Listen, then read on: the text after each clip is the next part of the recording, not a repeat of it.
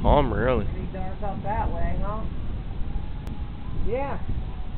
Something got hit. Something got hit out Brentwood way.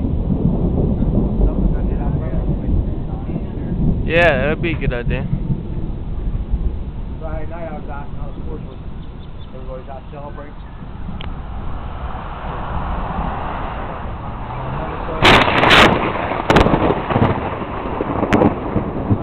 I heard the sirens going off. I said, yeah, they're bringing the crowd up.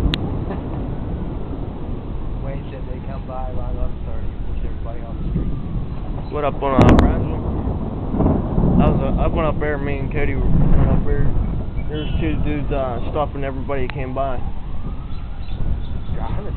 Yeah, everybody was coming down Brownsville. Two guys would stop every car, make them beep, and then they'd go, and then stop the next car.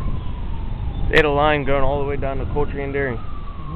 Well, usually from up by Unimore down to Coultry and Dairy. Yep. That's a normal. And then cops harassed them later on, but then they let them go.